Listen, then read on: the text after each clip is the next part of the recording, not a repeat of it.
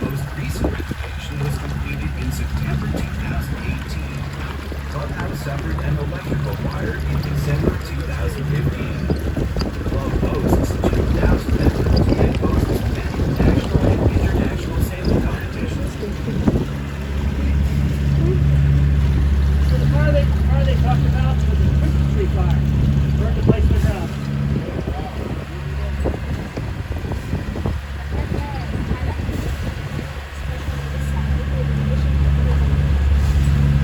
The bridge under which we are passing is known as the Spa Creek Bridge.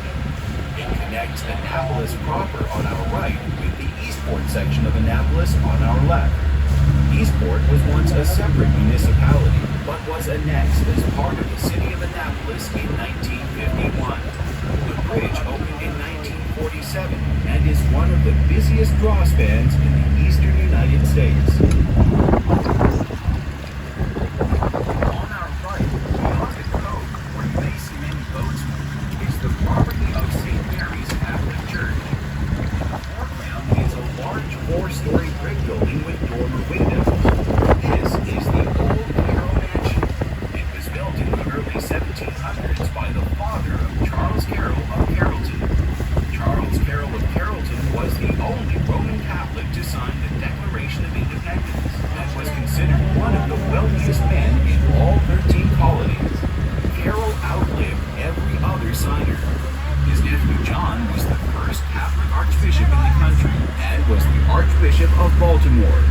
The family donated the home and acreage to the Catholic Church. It is now the site of St. Mary's Church and School. The family home is a museum and meeting area.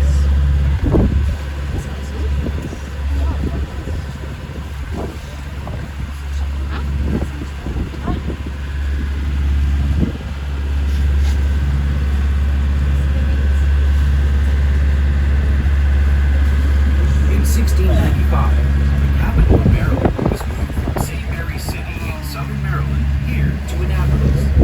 These streets represent the oldest part of Annapolis, as they were originally laid out at that time. The small marina on the right, known as the Old Town Marina, is at the foot of Shipwright Street, so named because small ships were built on this location many years ago.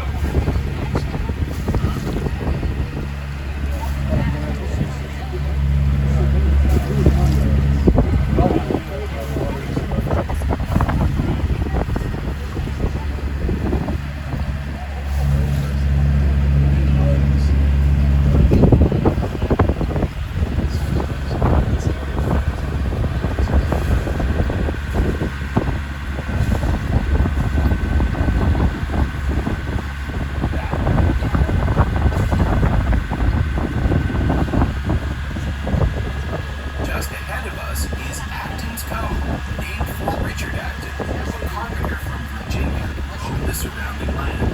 In 1669, Mr. Acton sold 19 acres of this land to agents for Lord Baltimore, who designated it an official port of entry named Arundelston.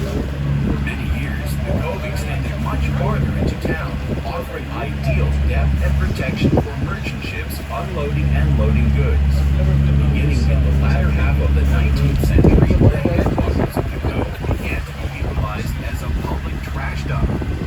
Shaved, manicured, and covered with topsoil, this land now supports some of the most expensive homes in Annapolis. The city's hospital was located at the end of this cove from 1902 until 2001. The hospital was moved to a larger and more convenient facility west of town. Most of the 20th century medical center facility complex has been dismantled and replaced by residential development. Only the 1910 section of the old hospital survives today as condominium residences. However, you may still hear this cove referred to as Hospital Cove.